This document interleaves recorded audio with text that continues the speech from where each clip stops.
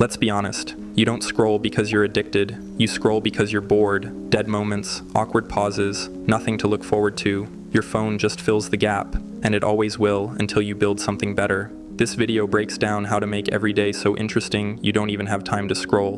My friend, the first 90 minutes after you wake up, set the tone for everything that follows. There's this physiological response called the cortisol awakening response. Your brain floods with alert, focused energy. The good kind. You're literally wired to be engaged during this window. Most people hand that golden hour straight to their phones.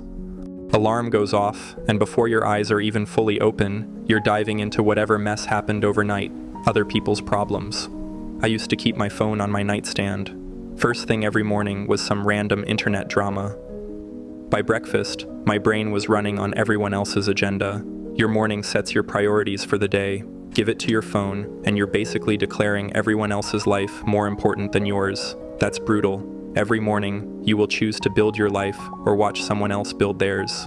There is a simple fix. Put your phone out of arm's reach, just somewhere that requires getting up. Then don't check it for 90 minutes. Get sunlight in the first 10 minutes instead. Step outside or stand by a window. Your brain needs daylight signals. Sunlight triggers your circadian rhythm, programs you for energy instead of fog. Drink water before coffee. Your body fasted for 8 hours. Water first, caffeine second. Dehydration destroys focus.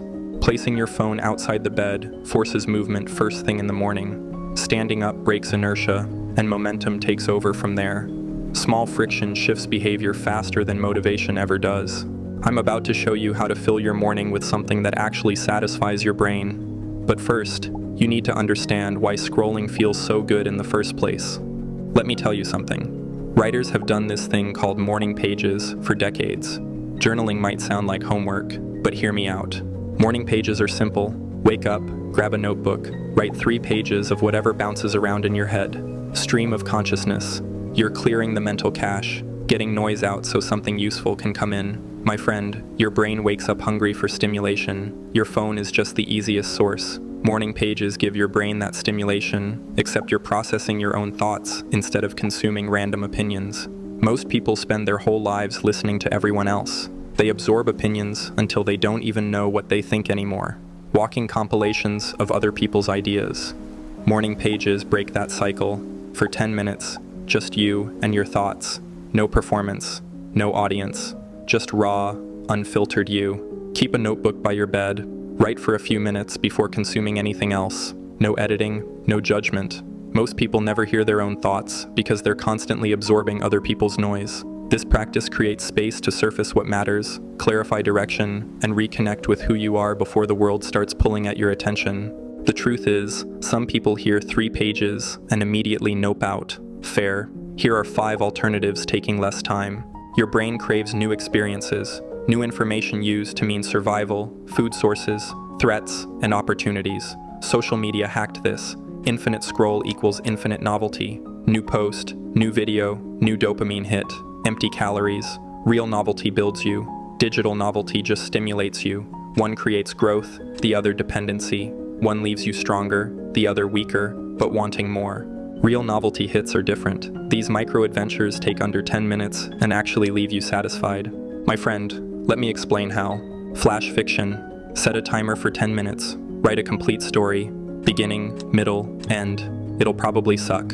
That's fine. The constraint forces your brain to create instead of consume. You're training creativity like a muscle. Texture hunt. Touch 5 different textures around you. 1 word for each. Sounds stupid, I know. But I tried this and noticed the grain in my cutting board for the first time. Used that thing daily for years. We go through life half asleep, missing everything right in front of us. Soundscape journal. Close your eyes. List every sound. Fridge humming. Birds. That weird creak your place makes. Write 1 sentence about this moment. You're training your brain to actually be present instead of constantly seeking the next thing. Daily haiku. 5 syllables. 7. 5. About something you see right now. 3 minutes. Creates a tiny piece of art from your actual life. You're learning to find beauty in the ordinary. Sketching badly. Draw what's in front of you. 0 skill needed. You're trying to see, not be good. Drawing forces you to actually look at familiar things instead of glancing past them. These fill empty moments with actual engagement, but you need to know when those moments happen. Quick question. Have you ever actually tried replacing scrolling with something real? Or are you still in the "I just need more discipline" phase? Because there's a massive difference between the two. Share below. Your experience might click for someone still trying to willpower their way out. So, after tracking my scrolling for a week, I found something interesting. Most happened at the exact same times. Those in-between moments shape your day more than the big blocks.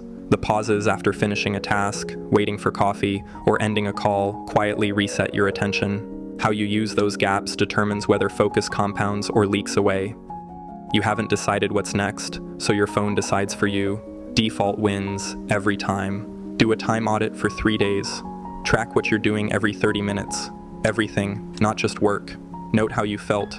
You'll probably find 2 or 3 specific scroll holes where you consistently lose 20 to 60 minutes. Once you know when you're vulnerable, you can prepare. Time blocking helps, but not just for work. Block time for fun too. Schedule your leisure like you'd schedule meetings. Sounds weird, but 2 hours of scrolling happens when you don't decide otherwise.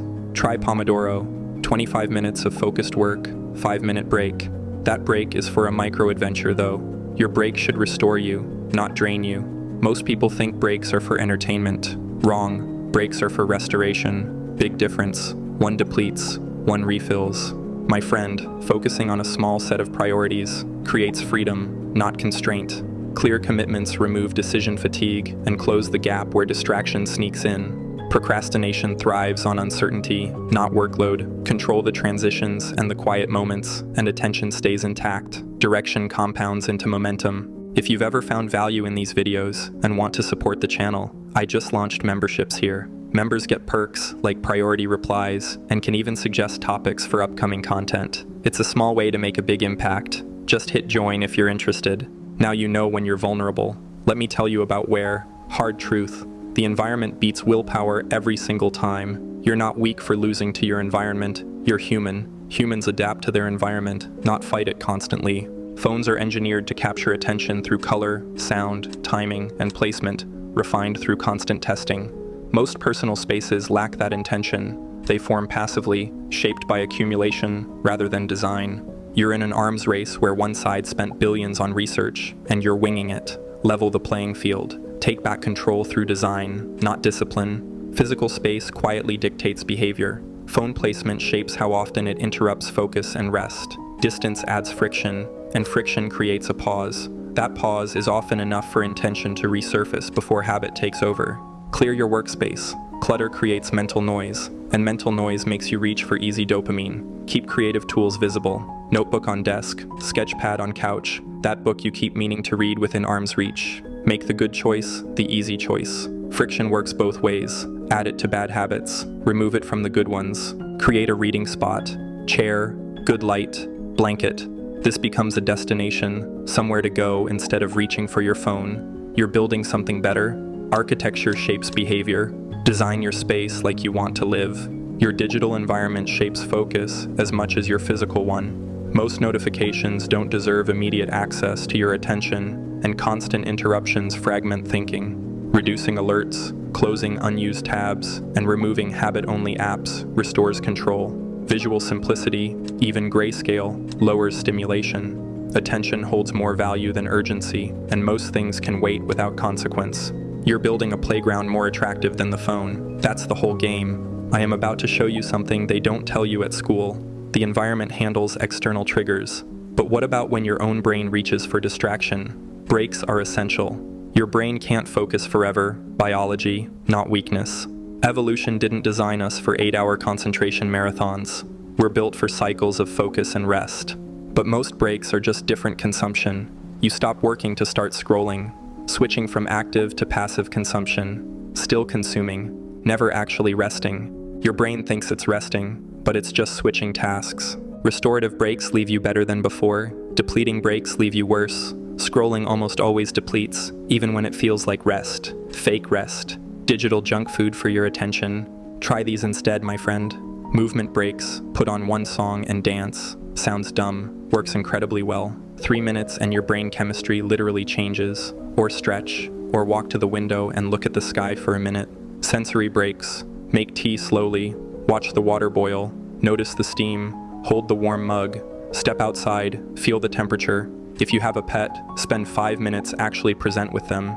Daydream breaks, schedule them. Unstructured time restores mental depth. Without constant input, the mind resets, processes, and connects ideas. What feels like emptiness at first becomes clarity, because space is where thinking actually happens. Unfocused time is where integration happens. Without stimulation, the brain processes experience, connects ideas, and consolidates learning. Constant input blocks that process. Scrolling mimics rest, but prevents recovery and insight. Space allows meaning to form. Silence supports clarity. What looks like emptiness is where understanding matures and direction takes shape. I'm about to show you the evening routine that actually sets up tomorrow for success. But first, there's something about doing nothing that you need to understand. My friend, you filled your day with real engagement. Now set up tomorrow before you sleep. How you end today determines how you start tomorrow. Most people don't connect these dots. They think morning and evening are separate. They're a loop. Tonight builds tomorrow. The evening scroll hole is the deepest. Your brain wants easy dopamine, but that dopamine tonight costs you tomorrow morning. You stay up late, sleep badly, wake up foggy, and reach for your phone because you're too tired for anything else. Borrowing pleasure and paying it back with interest. Every hour stolen from sleep gets charged back double in decreased focus, increased anxiety, weakened discipline. Evening checklist. Brain dump for 5 minutes. Write tomorrow's 3 priorities. Dump anxious thoughts onto paper. Get them out of your head so they don't keep you up. Physical prep for 10 minutes. Lay out tomorrow's clothes. Set up coffee. Pack lunch. Put creative tools where you'll see them in the morning. Removing decision fatigue before it starts. Wind down ritual for 30 minutes before bed. Enable night mode. Move to your reading spot. The phone plugs in outside the bedroom. 7 to 9 hours of sleep. Non-negotiable. Sleep isn't lazy. Sleep is when your brain consolidates everything you learned, repairs everything you damaged, and prepares for tomorrow. Your evening self is setting up either a gift or a trap for morning you. Choose wisely. Let me tell you this, my friend. Daily practices are solid, but weekly reviews tie it all together. What gets measured gets managed, including fun. Most people track everything except what actually matters, how they felt, what they enjoyed, what made life worth living. Once a week, for 15 minutes, ask yourself 5 questions. 1. What were this week's 3 most memorable moments? Can't think of 3? That tells you something. Your life is passing by unmemorable. Wake-up call. If you can't remember what happened this week, you're not living, you're existing. 2. When did I scroll mindlessly, and what was I avoiding? Usually a pattern. Usually something uncomfortable you don't want to face. Boredom is often just fear wearing a mask. 3. Which micro-adventures worked? Which felt forced? Adjust. Keep what works. Drop what doesn't. No shame in changing course. 4. What do I want more of next week? Be specific. More fun is useless.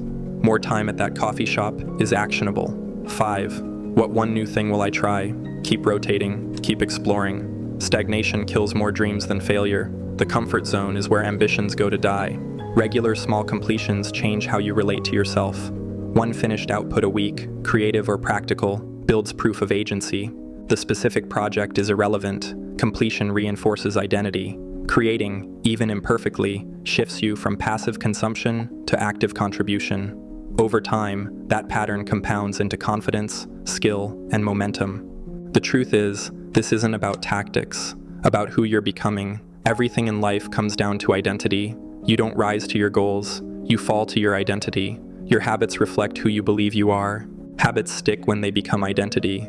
As long as you see yourself as someone trying to scroll less, you're fighting. There's resistance in that identity. White-knuckling something you want. Exhausting. Unsustainable. Can't fight yourself forever.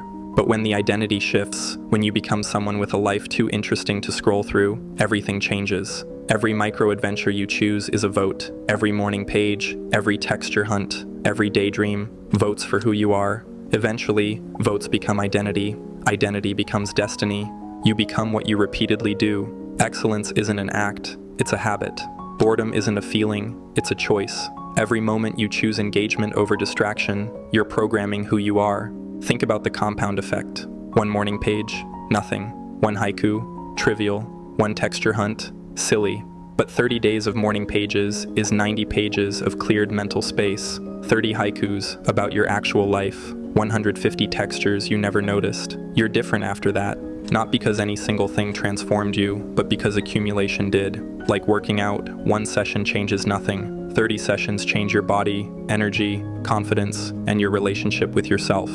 Same here, except you're building mental muscle, spiritual muscle, character muscle, the muscle that determines who you become. I still scroll sometimes. I'm human. The difference is now I notice, and most of the time, I've got something better to do, not because I forced myself, but because I actually do. That's freedom. Not avoiding your phone, choosing something better, no restriction, liberation. The best discipline is the kind you don't notice anymore. My friend, nobody tells you this. Change doesn't require a complete life overhaul. It requires a different choice tomorrow morning. That's it. One morning without your phone.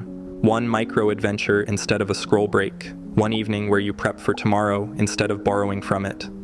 Most people fail because they try to become a different person overnight. You don't need to become different. You need to vote differently.